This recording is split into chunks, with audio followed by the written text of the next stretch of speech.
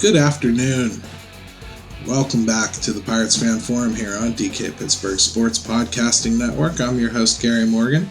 Jim Stamm is my co-host. I'm guessing he's happy this isn't a Pitt basketball show today. Very happy, Gary. That is a topic that I have a feeling is going to get more sore and more sore as the season goes on. Yeah, it's you got to do work. You got to do work to jump under the Pirates.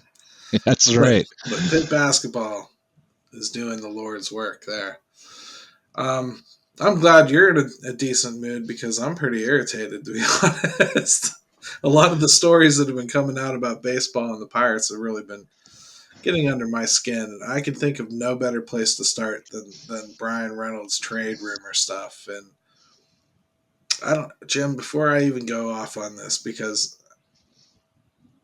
you know how I feel about this. I'm pretty sure that an extension is in the works. I don't think a trade is. He's eligible for free agency after 2025. And checks calendar, it's 2021. This is just not when a rebuilding team would move a player like that. If you can convince me that Ben Cherington honestly thinks this team that he's trying to build isn't going to be competitive before 2025, I think they hired the wrong guy. Yeah, here's the thing about it. There is no, this stuff started trickling out here today, yesterday, last couple of days. Let's just leave it at that. About teams are interested in Bryan Reynolds. Of course. And that's just it. I think I tweeted something like, there's nothing to see here. Let's just keep moving along. Bryan Reynolds, breaking news, is a really, really good baseball player. And he's under control for a lot of years. And teams are always going to inquire about players like that. And that would be on any team. So, to me, it's much ado about nothing. I know specific teams were mentioned now. The Yankees. Well, guess what? The Yankees, they think they're in on everybody, and so do their fans. They are in on everybody. And they are in on most everybody. Can you imagine what that would even feel like? I can't, certainly. Nope. But no, I can't. But look, I know somebody today said, hey, it's just fun to talk about the possibilities. And I look at it like, that's not fun to me. I don't think it's going to happen. I see a very, very high, chance that it would not. And on top of it, who are you going to get back for Bryan Reynolds that you could hope? You've already got Bryan Reynolds. He's Bryan Reynolds already. The goal is you want to say, okay, I'm going to trade my one really big, nice gold nugget for two little pieces of silver that I hope will grow into big gold nuggets, right? That's the hope. But that's not what you do when you have this much control left of a player and you think you're building towards something. You want him included in it. Yeah, it's so risky. Of all the sports, we see it time and time again. And I don't care who you think you've got in your minor league system and how positive you are that they are the next big thing. To move somebody that you don't have to move for years for lottery tickets that, okay, yes, chances of hitting on those are better than most. They're still lottery tickets. You're taking on a ton of risk for almost no reason at this point. Yeah. So, the reports are basically that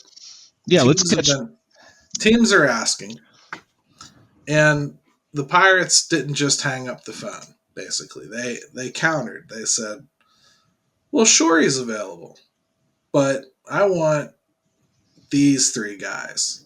And it's three guys that any team they respond to is going to go, no, we need a future too, or no, we think that guy's going to factor in next year, or you know what I mean? Mm-hmm. It's basically like, hey, give us your O'Neal Cruz and your Nick Gonzalez for, you know what I mean? That's what we're asking other teams to do. Ridiculous asks. It's a surefire sign that they really don't have interest in moving him. But because it gets reported as such, you have to understand there's a crack there. There is a possibility, right? Somebody could blow his doors off and offer some ridiculous package. I Well, suppose then you might want to do it. But man, for me, every sign that I see in this minor league system tells me 23 is going to be fun. 24, they should be competing or close to it. I can't see it any other way, and I'm accounting for half of the prospects failing when I say that. yeah. How do you Well, trade somebody that you already know is a star? I don't see it. it's so hard to find these ball players like a Bryan Reynolds. I mean, the all-around game that he has, and to just assume that you can come out on better on the other side of it through a trade when you already have that. Look, the asking price would be so ridiculously high that even if you could get to that point, the other teams, like you said, they're looking at it too, like they've got to have some pieces in place too. They can't just give you, two absolute studs and another close to being stud guy out of their minor league system just to get a Bryan Reynolds type. So either way, it doesn't work. Look, the Pirates, they have to listen on everybody at any time. It is how I look at it.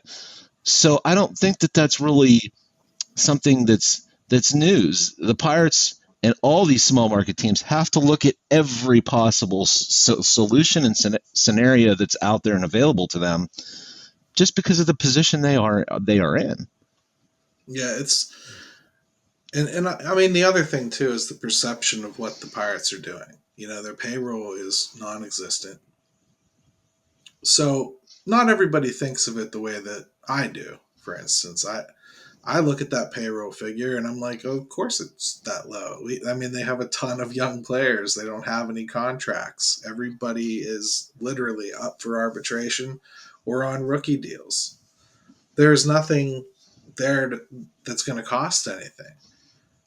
But the rest of the league looks at that figure and they just see Bryan Reynolds is about to make like a substantial amount of money. He's not going to knock your socks off, but he's going to make a substantial amount of money. He's going to get a decent raise. And they just assume, well, the Pirates aren't going to want to pay that. It's not what's actually happening here. No, the Pirates' payroll isn't even a factor. Like it'd be one thing if they were carrying a bunch of dead money and an albatross. Then you'd be trying to trade the dead money. Not you still wouldn't be trying to trade this guy. Yeah. So, I mean, no matter how you look at it, they could, you said it, I think, on the last podcast, like they could go out and do something just absolutely stupid and spend $20 million, $30 million, and it wouldn't have any bearing on anything in the short term. I had no idea when I said that last week that I actually meant something they could do would be totally stupid, and that would be trading Bryan Reynolds right now with this much control. And I don't want to hear about how his value goes down after a year, so I don't want to hear about it. I just don't.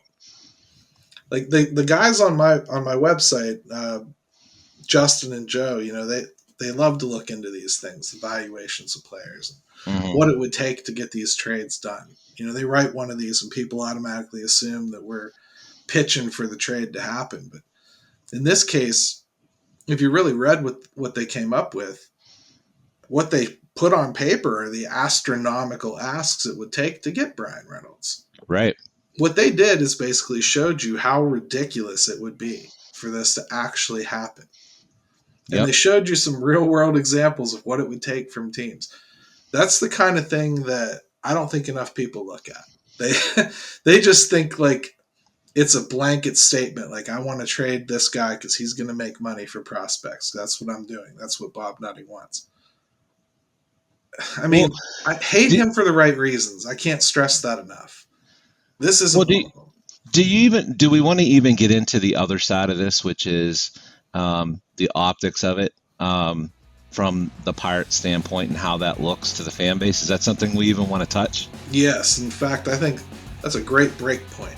Let's think about what those optics would be. And when we come back, let's hammer. Let's do it.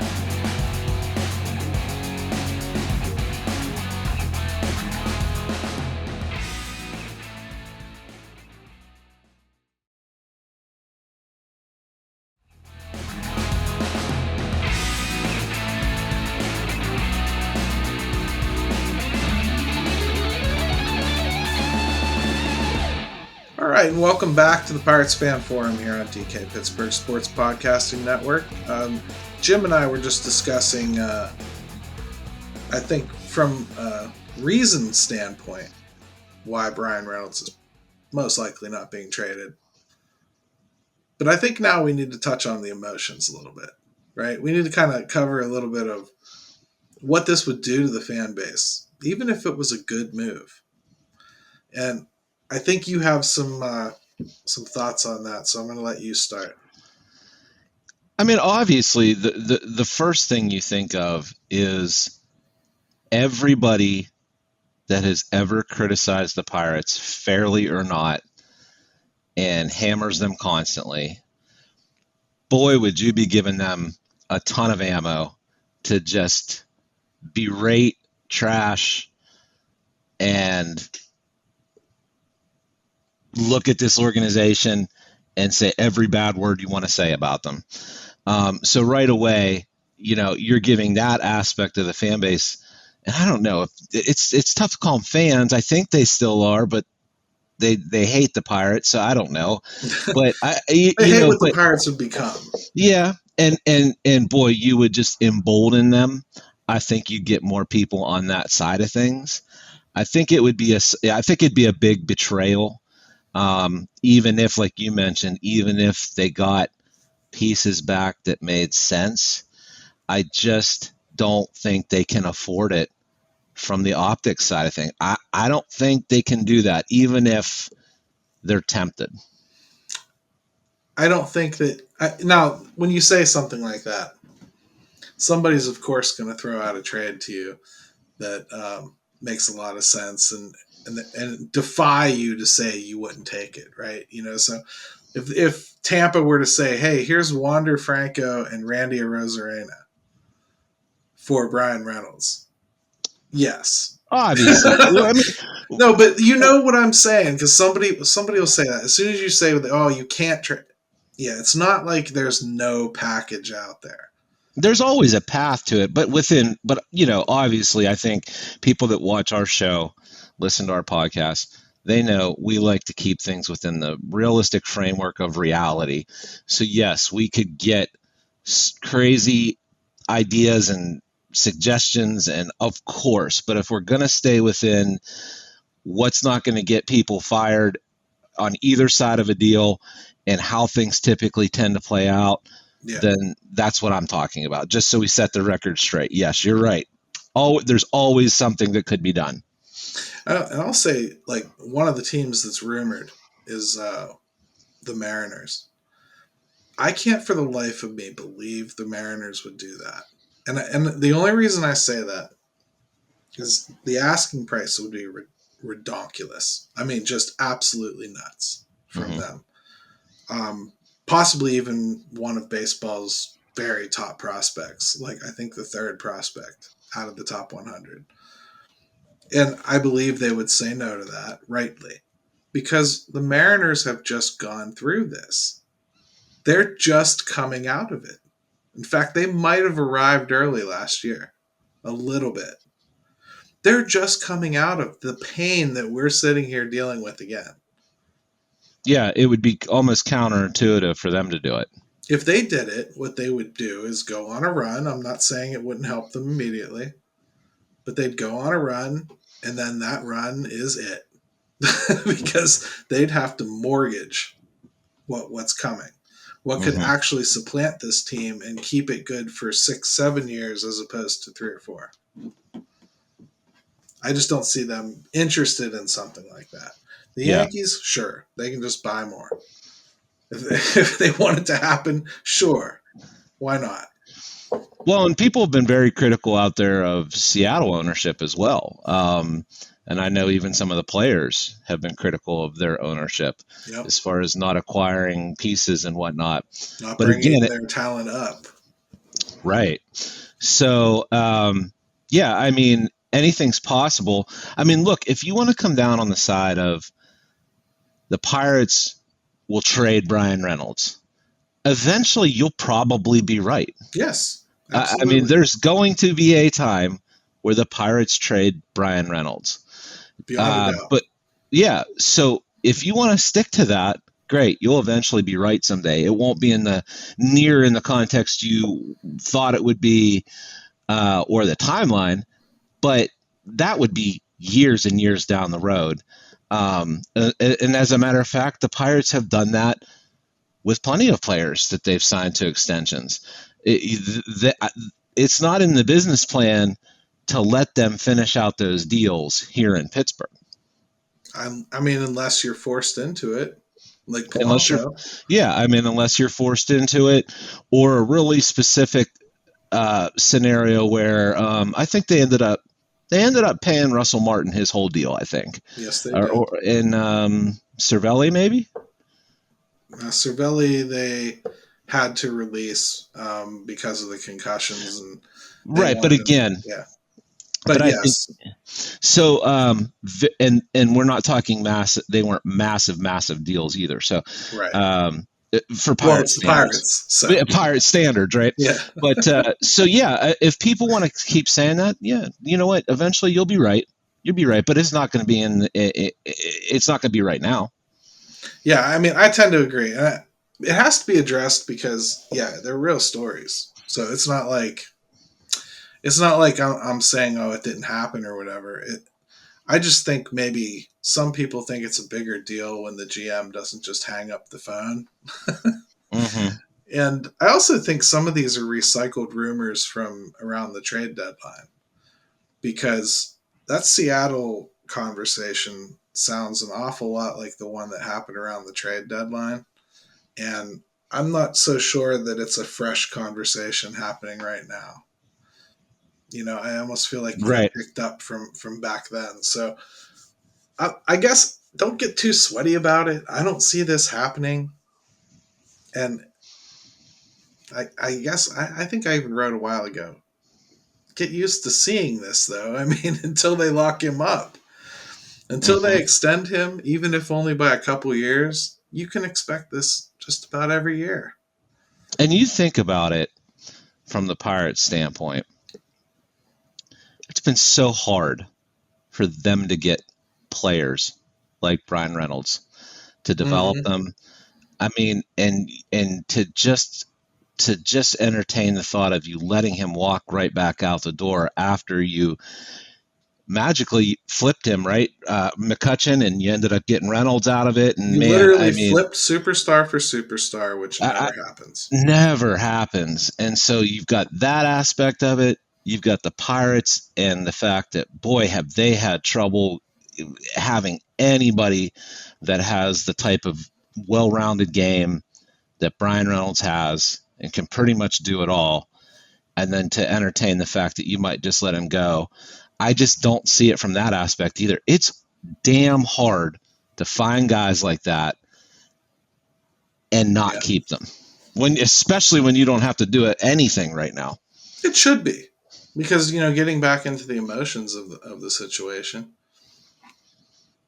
I wouldn't say like that part of my gig is defending the Pirates. I could care less what people think really about them. I mean, I'm telling you like what I think they should do and what I think they will do. But I don't think I'd have a lot of kind words if they were to pull the trigger on something like this, because I can't see any package they get back making sense to this fan base. You're supposed to be building towards something at this point. You know, at this point, these guys came in here at the tail end of 2019, and it's the tail end of 2021. I did know it was going to be a long process. They sold it as a long process. To be fair, they did. But we're halfway through that supposed process at this point. The prospects are coming now. You've supposedly weeded out your team. So I don't want to hear about trading the few gems that didn't get through the sifter. Right. And if you think about it in these terms of, like you said, getting halfway through this rebuild, this mountain they're trying to climb back up. And now you've got some names in your minor league system and you've got some depth.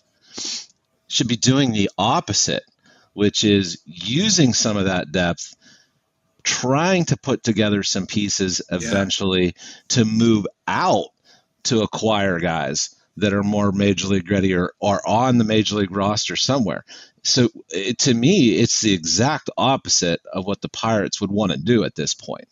Absolutely. I mean, like, to be blunt, what we should be hoping for as Pirates fans is for Cole Tucker and Kevin Newman to play like number one picks next year.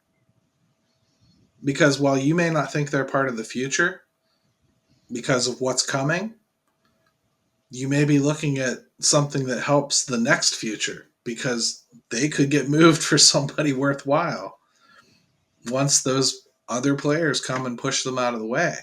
You want all these guys to do well.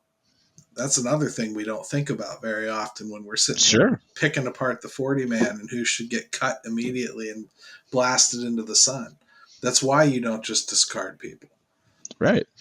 And you brought up something really good too, which is I think people need to understand sometimes, especially with us, when we're sitting here telling people what we think, we're telling you what we think they are going to do, not necessarily if we like a guy, hate him, stock up, stock down. It's just more about what we're seeing, how we think it's going to shake out.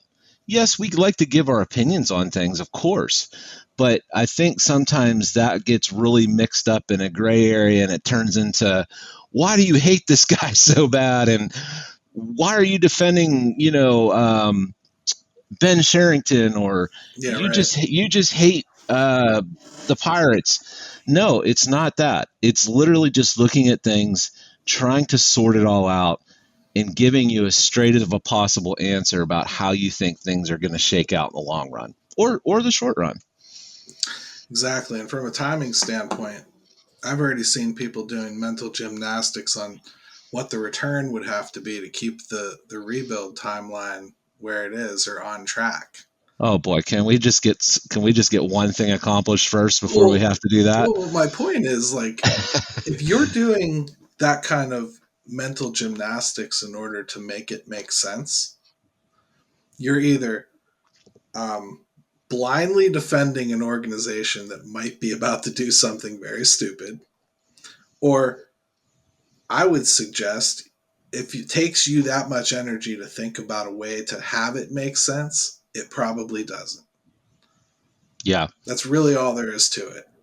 Just like the Brassard trade that Rutherford pulled off, where he had to like rope in like 27 teams and 16 GMs to figure it out.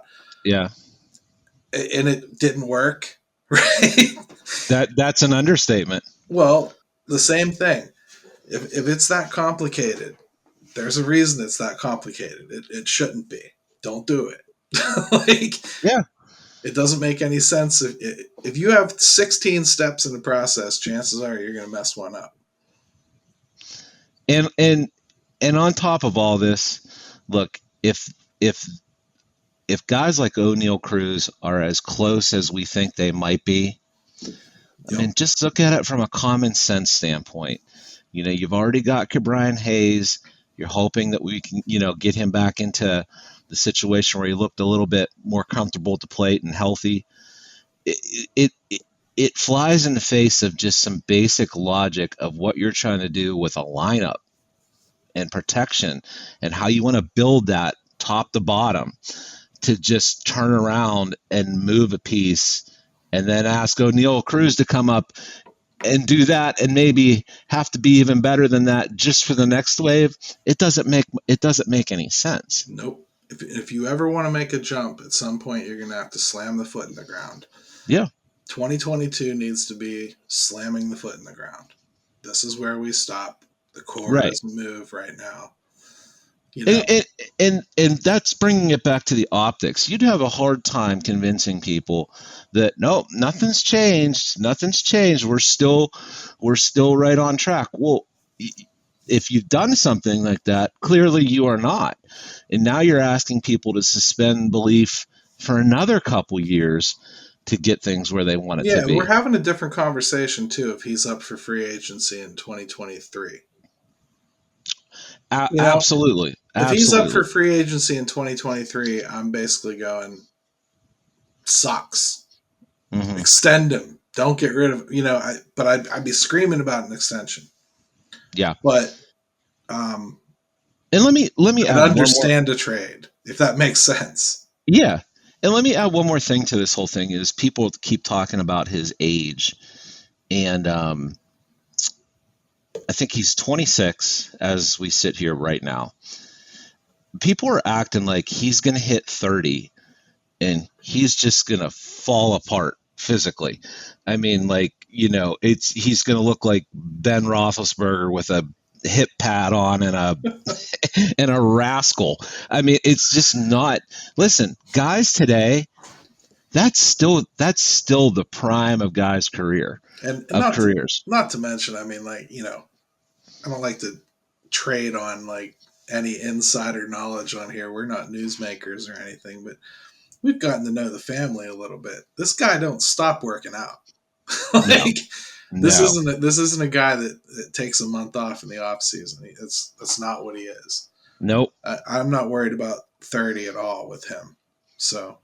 No, I think if people knew the mindset of guys like this and the work that they put in and how little bit of a break they actually take, you'd be hard pressed to sit there and criticize some of these guys, because he's one of them where, hey, a little bit of downtime, very little, right back in the cage working on things. That's just how some of these guys are built. Yeah. And I just think it's overblown, but I understand why it's overblown, if that makes sense. And I get exactly why it's reported, and I understand why people jump on it on both sides, both being concerned that the Pirates actually might do it, and from the other perspective, teams want a good player, and I totally get that too. Yep.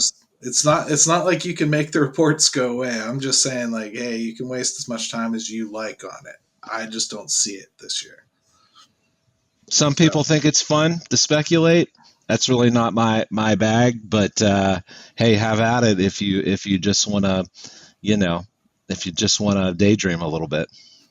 I mean, I think what we should do now is take a quick break, and when we come back, let's talk about how much Scott Boras hates the Pirates and other teams like them, and how we're ruining the game. Scott Boras, I'll tell you what, Scott Boras, he's an altruistic, good person, and just has the best interest of baseball at heart, and I would just love to talk about that a little bit.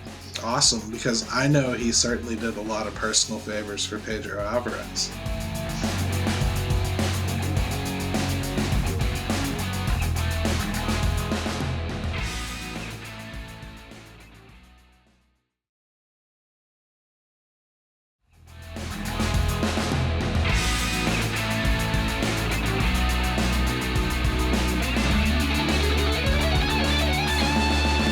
All right, and welcome back to the Pirates Fan Forum here on DK Pittsburgh Sports Podcasting Network. First of all, if you haven't already listened to it, go back and listen to Thursday morning's daily shot of Pirates with Dejan Kovacevic. He'll probably talk to this a little bit more eloquently than we will. But I just felt like we needed to address the Scott Boras quotes that he made the other day. I was blown away by it, to be honest. I don't look at him as a stupid man at all. So I kind of took this as oily. I just couldn't think of any other way to think of it. It was just a greasy thing, and I'm going to read it.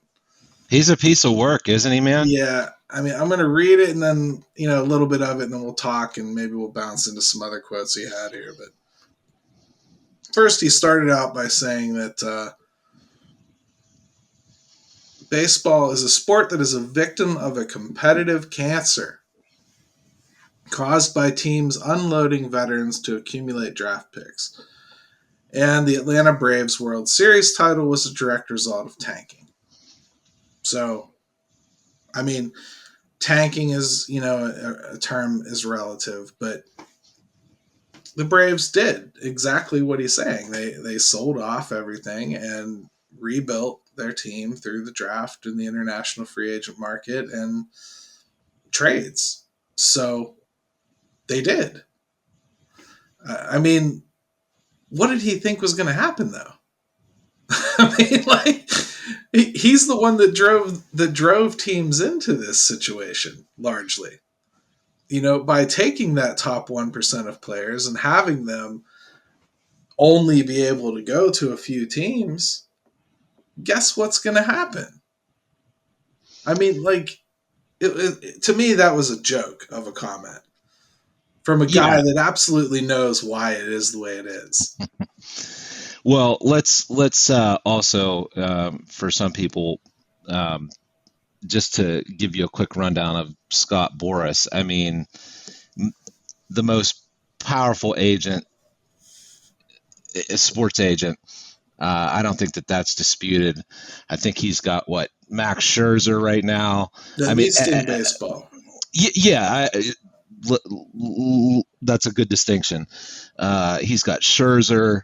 He's got Corey Seager. He's got there's a couple other huge names. Cole. Name a big guy who's probably got him. I mean, he is the guy when it comes to these huge stars in baseball.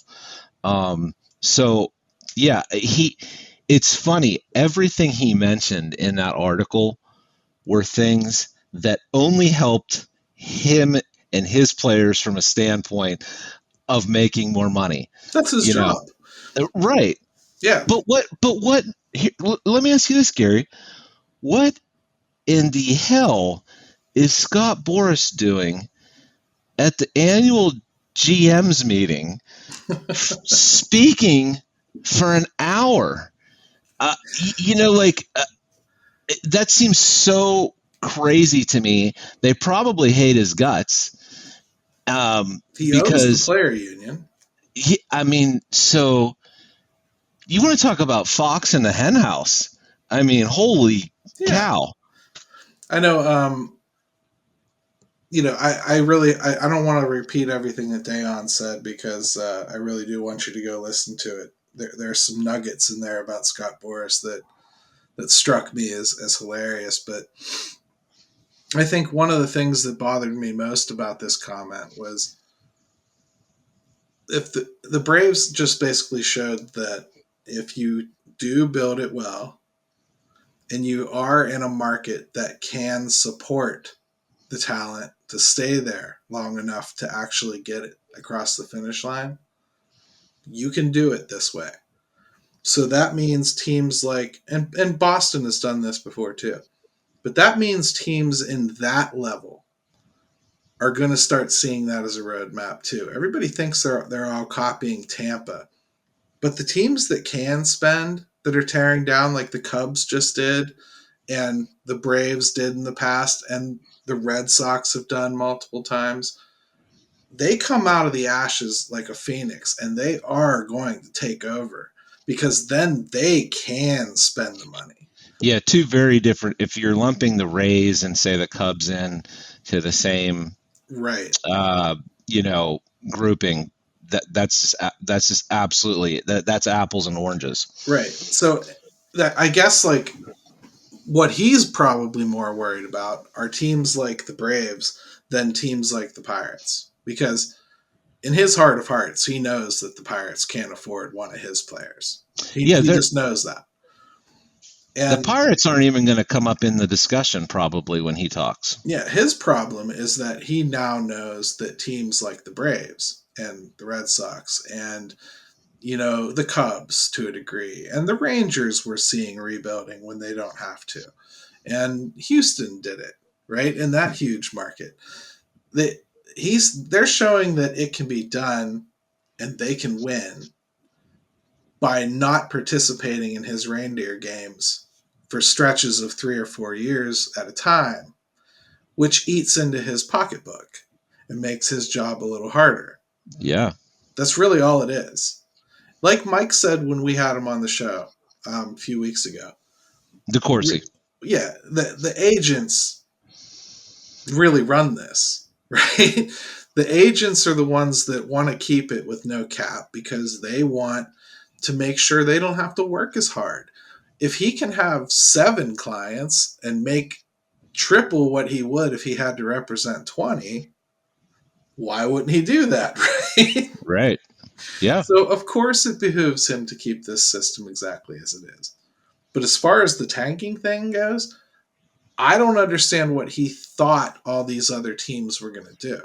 Did he think they were just going to sit by and allow Los Angeles and New York to win every year? Or did he expect them to just be the Generals? How did he really expect it to play out?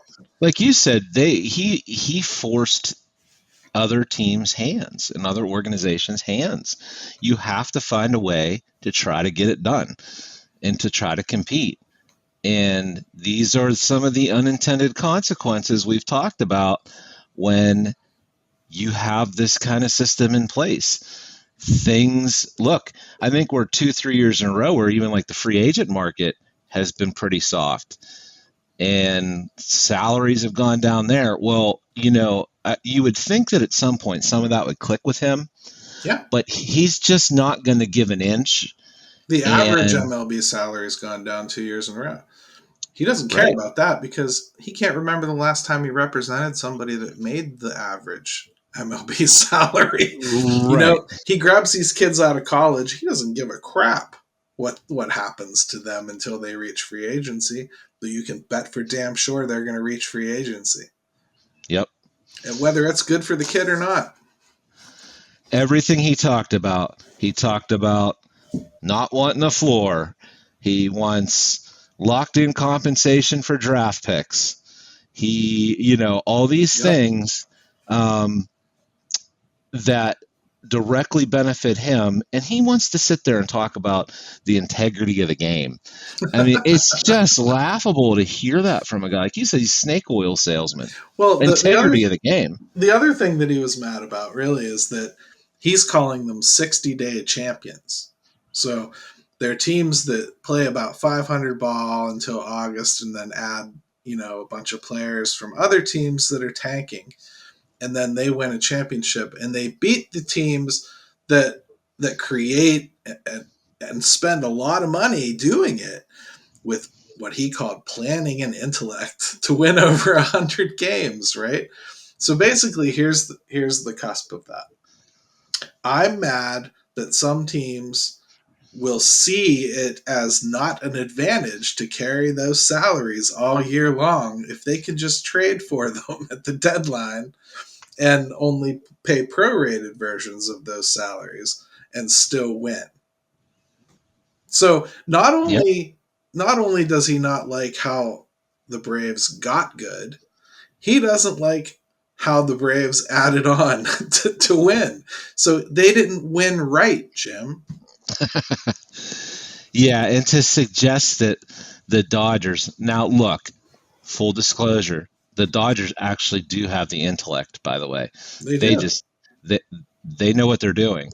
They also happen to have a wallet that is unlimited in a lot of ways compared to every other baseball team I mean, not named the go Yankees. no further with the Dodgers than to say they have Trey Turner on their roster, and they still think they should, could, and will sign Corey Seager. Yeah, their fans expect it. Yep. And one of them will find out how to play second base. That's it. They don't care how much it Yeah, costs. And and that's fine. It doesn't work every year. I'm not sitting here saying that they're winning every single year, but you just cannot look at this league and see the decisions being made in a city like that versus the decisions being made here. and just think if he says that stuff about teams like the Braves. Can you imagine what he says about teams like the Royals and the Pirates and things like that in private? I mean, again, You I don't think he cares because I do think that I know there's not open books, but I do think there's a general understanding that certain teams have certain resources and certain teams don't have certain resources. oh sure, I know the reporters like to go out and say that it's all about 1-2, but I have to figure the agents know better. I have to figure that an agent shopping a player to the Pirates has to understand that you start talking about 20 million, they're probably backing out of the table. That you're not going to get very far in a negotiation with the Pirates when you start talking figures like that. no. So they have to know that going in. So of course a guy like Boras isn't coming here or whatever. But, he's also hurt players too. Pedro Alvarez, we mentioned right before the break. But he got some terrible advice from Scott Boras. He really did. He did. And I just think that agents in some ways are starting to run the players a little bit wrong. And what I mean by that is we talked about the average salaries going down in Major League Baseball. And he's got basically a legion of his guys. I think it's 5 of the 8 that sit on the players' board Yeah, or he does. Boris guys. Yep. He's basically, shadow running the players' union, right? So we All the talk while about saying he doesn't want to get involved. right, but we say things like when we talk about salary cap, we go, how can the players not see? Well, I would have to imagine that a lot of the players do see. They just can't do anything about it. I mean, I think that's what they've been trained to think, and their leadership is going to fight for that eventuality of no cap ever coming to this game. You would hope and you would like to think that at some point that enough of the players would start to see through this, and maybe they have, and they just don't know how to get around it right now. Or maybe it's just something where they don't have the voice and the power to change anything about it. Well, do you remember Jamison Tyon's comments last year? Refresh my memory. I know he said something. I just don't remember. Well, they were. He was talking about the business of baseball and just how disappointing it is, that couldn't stay in a city like Pittsburgh. He had to be moved. You know what I mean? And he was the player representative. So I remember tweeting at him. I actually said JMO, I love you, but you're on the players union. You know why it's this way. Yeah, I remember you did. You're on the board. You know why it's this way. You do something about it. Don't just pretend that this is some situation that could be helped by just somebody wanting to do something. It is an odd thing that the way it's structured right now is the young guys and the lesser names are all the ones that are getting screwed out of this whole thing, and that they have the numbers, the bodies, but yet things just don't seem to be moving. I think here's what's funny about Boras. And I would encourage people, go listen to the Daily Shot from DK. Also, go read the full article, or there's a couple of them, and all the things that Boras said to get a full understanding, because Yeah. he rambles on for quite a while. But, he says all these things, and then he almost ends it with, we don't ever want a system that rewards being a lesser team. Well, what in the world is he looking at? It's the system. The system that is in place is doing exactly that. What is he talking about? So, like, he helped create this. I don't understand. It'd be like cooking a meal, bringing it out to the table, and blaming everybody else as to why it sucks. You made it. I don't understand what he's bringing up all these points and then saying he doesn't want it like this, when it's just one of those things where he's one of the ones most responsible for it. Yeah, and I don't think he was responsible for this occurring, but the Pirates, even when they have stunk, they always used to spend money in the draft, right? Up until like the David Littlefield era, where they started taking guys that they thought were signable, right? Oh God. But when Huntington came on, he started just picking guys, and they spent money. And then in 2012 they changed the draft system. They went to this slotting, and Boras represents a lot of the top draft picks. Did again this year. It's not like we don't know about that. So he lost money with this slotting. All right, and he's blaming the tanking now for teams wanting to race to the bottom, because the slotting system means you can just get the best player for X amount of dollars, right? Mm-hmm. Do you put any truth into that? I mean, I kind of see what he's saying as far as the result, but I don't necessarily feel that, because of some of the things we've talked about with unpredictability of prospects, I don't feel that it's changed much for baseball teams, really. Do you?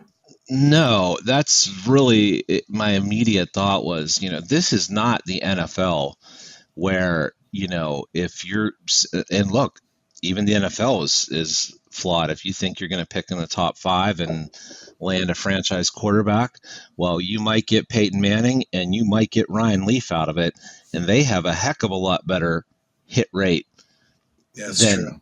than baseball does. So even that, I think he's acting like these teams are getting these picks and just immediately their problems are solved. They're all great players. No, I mean, go back and look. Pick any year you want to look at in the first round of a Major League Baseball draft, and you tell me, of the last 10 years, you tell me how many of those guys you even recognize their names. I mean, let alone whether they turned out to be good ball players. It's true, and we're Pirates fans, and our team's done a lot of things wrong that baseball didn't have anything to do with. They've created a lot of the issues that Pittsburgh has. They drafted poorly. They developed poorly. They don't spend enough money. There's a lot of those things that baseball isn't responsible for that plague Pittsburgh. I do hope they're changing some of those things. But if you want to sit here and think that number 1 picks are guaranteed, I don't know how you can do that looking at this baseball team. Just this baseball team. We literally just fired one off to Korea after giving him, like 2 months of a tryout? Really? Yeah. And the tryout was forced by injury and just overt, like, throw your hands up in the air. He's not getting any better. Let's just do it. That was all Yeah. there was to it. Cole Tucker was getting close to that territory too. Maybe he still is. He's going to get another shot this year. Kevin Newman's getting close to that territory. You got to see what he is at some point. These are number 1 picks. I mean, that's how some of them turn out, and that sucks, but it's true. it's not a guarantee that I think any team is trying actively to race towards. I really don't. No, of course. I mean, teams look, I mean, if you can get a high pick, great. It does increase your chances. But to the point where he's claiming it's driving teams, I mean, maybe if you're talking like the number one pick and there is a guy that is of like the Strasburg type of guy that just you could Or see Ken where, Griffey Jr. or something. or a Yeah. Ken Griffey Jr. You're talking about generational types that are viewed as almost can't miss. Maybe he has a little bit of a case there, but how many teams are we even talking about there in that season that would But even be in the running for it? even then, he's talking about it from team construction standpoint. You're basically saying in January and February, you're looking at your team and going like, I want that number one pick. You know, like I got to get that number one pick. But like you don't know who that number one pick's going to be 9 times out of 10. Look at this year in Sure. general. Sure. Pirate fans found that out real quick. 9 times out of 10, you don't really know who it is. If you do know who it is, okay, I'll give it to you. It's a Ken Griffey Jr. type. Because, you know, like if it's no doubt, that's the guy.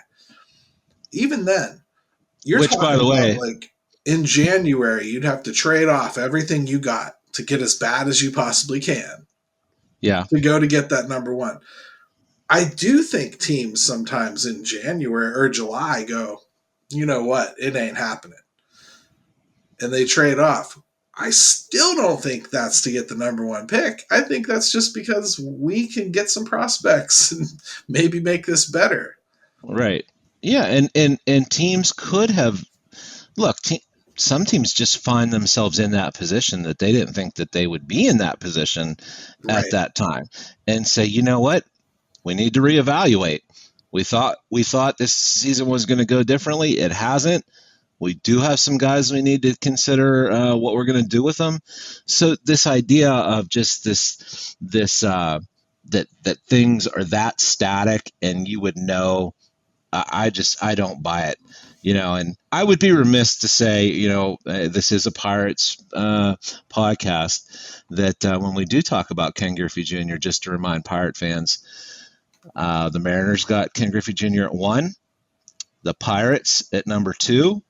Selected Mark Merchant, household name, both Hall of Famers, and both organizations have never looked back. So you just never know who you're going to get out of those top few picks.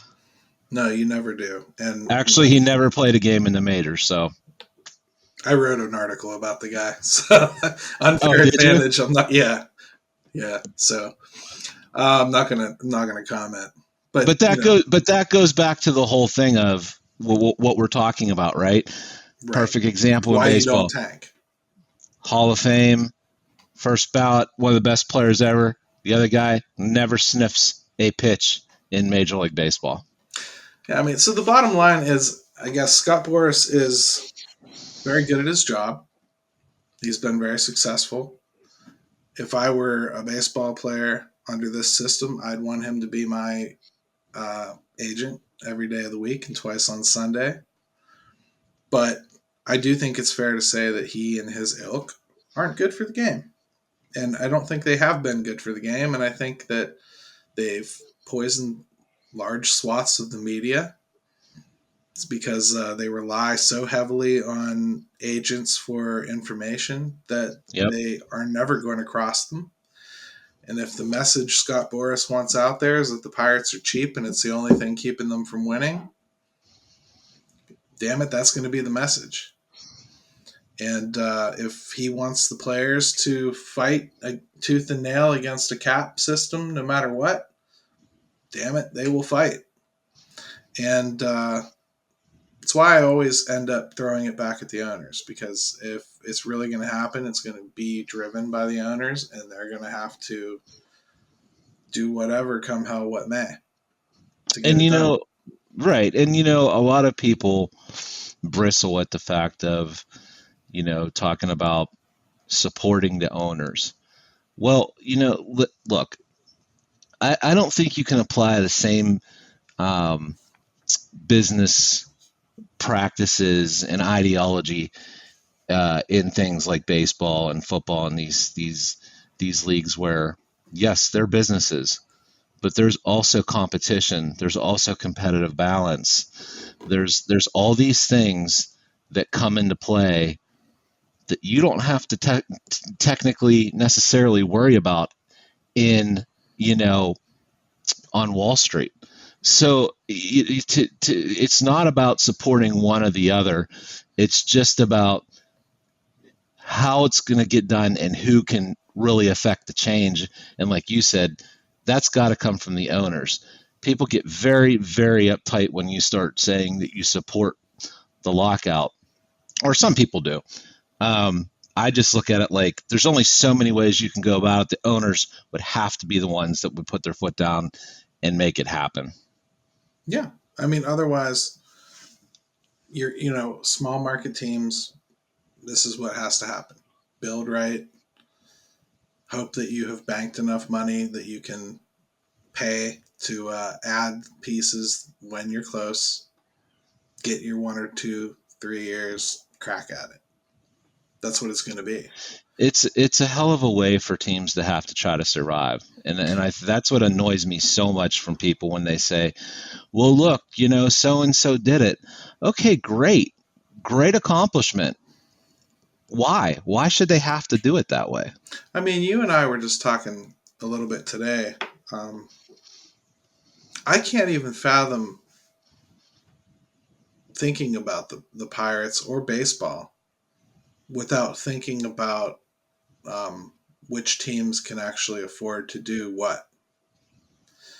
I just can't process any conversation about baseball without thinking about how much each of them make and how much each of them have to spend and how likely it is each of them could afford what. I don't have those conversations when I talk about the NFL. Nope. Jacksonville sucks because Jacksonville doesn't know what they're doing. Carolina And think sucks because Carolina doesn't know what they're doing. And if you don't believe me, they just paid Cam Newton $10 million to come back. Can't unbelievable. believe it. Unbelievable. Yes, you're right. No, And think about what you're saying in a sense of how much that kind of sucks the life out of the enjoyment of the sport. If I had to think about the Steelers in that way and always wonder about, you know, the disadvantages and knowing that they're not on the same playing field with the New York Giants. but And it's it's, replaced by feelings of like, oh shucks, we really would have liked to have kept Bud Dupree, but salary cap can't do it. So it's not like problems go away and money never comes up again. But you know that every team is dealing with it. yep, You like know you, that the Chiefs just screwed themselves by paying Patrick Mahomes that much money because they'll never be able to put a team around him. Like you yeah, just know it. And what suffered immediately? That defense is putrid, right? yep. It's just a yin and yang in the NFL, and you got to strike a balance. So when you get And mad, like the Steelers start all this offensive line that's all rookies, there's a reason. It's because they don't want to go out and buy it and know that they can't afford to keep it together. So I like it. I like the difference in the sports. I like talking about moves and off-season transactions in the other sports because baseball, I know the box I'm locked in. I know that I should care more that the Giants want to sign Anthony DeSclafani than I should care that the Dodgers want to sign Carlos Correa. Because I know which one my team had a shot at. You know what I mean? And that's something you don't talk about in other sports. You don't talk about that in football or hockey, and it sucks really bad. yeah, it kind of always baffles me how fans that are against in baseball, they talk about they don't want the cap, they don't see a problem, how things are. You know, it's that very thing in other sports that has allowed their other teams to be competitive.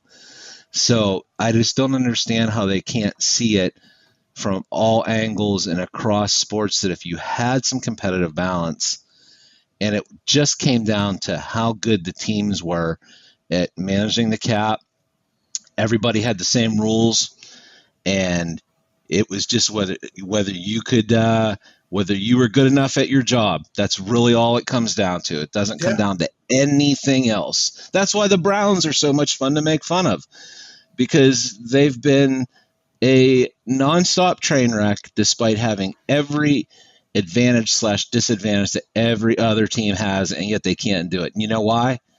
It's the Browns, and it's on them. Yeah, and they make mistakes, and those mistakes add up. That's just what every other league gets to talk about. That's why I cannot understand how anybody can look at this league and think it's cool. I mean, even as like, and I have a lot of friends in LA and whatnot. I talk to a lot. They know there's a problem. They do. When they're having a conversation with me, I'm being non-threatening to them. Like they know I'm not coming out here like attacking them online. Oh, you don't understand. They know I want to have conversations. They're legit friends. So when I talk to them, they know it's not fair. They know it's not right. They know it's not sustainable. But fans don't care. But at the end of the day, man, it's a lot more fun to win in an unfair league than it is to, fight to win in a fair league. Yep. And that's what you're going to end up seeing, is that you've got, you turn on these games, and it actually gets me salty when I'm watching a game and I see all these Dodgers fans or Yankees fans, and they are just, you could tell they're just in their element. Everything's great, huge support for the team, and I just sit there and I think, man, that must be nice. Yeah. And again, the Pirates bring some of that on themselves. Oh, do they ever? Well, I never want to pretend that they're not part of the equation. But yeah, it's just an overall problem that we have to work within that framework. Like we bought an 800 square foot apartment, and we've got to fit the furniture in here somehow. And that's really, when we have conversations about the Pirates, sometimes they have to be framed in this window. They have to be framed in the window of what actually this league creates. It changes everything about this stuff. I would love to be talking about pitchers that are available that we could go out and look for, because we've got X amount of cap space, and you'd love to be hearing those kind of conversations. Like the Penguins have a goaltender issue still, right, in the eyes of some people. Right now, even though they're tied up against it on the cap, you hear conversations about they might be able to do something to get a goalie, right? Yep. Pirates can't do something like that. They just can't. They can't go, hey, we might be able to do something here to bring in some help. We might be able to get Clayton Kershaw for a couple of years. It's not going to happen.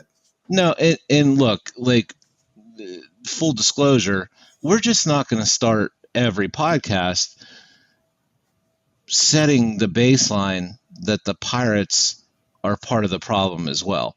I mean, if that's what you're looking for, then just go on Twitter and you'll find plenty of people that's what they want to talk about. We know also, that, if you've missed it at this point, you haven't been listening for long, so backtrack a little bit. Yeah, like, so, I mean, we know that they're part of the problem. We've discussed it at length. At some point, it's good to start talking about some of the other issues and see if anything is going to come up, especially when there's things like the CBA and things like that are right around the corner. So, right, because come April, no matter what the league does, it's the Pirates' problem. Exactly. So we're not going to be putting out disclaimers every show that, the Pirates have been a mess, and we understand that they're a huge part of the problem. But hey, baseball's got their own set of problems that, like you said, I mean, the Pirates are going to have to deal with that too. Absolutely. And man, we pretty much talked about two topics today, Bryan Reynolds and Scott Boras. And I guess the best way to sum up both those topics is thank God Scott Boras isn't his agent. Oh, let's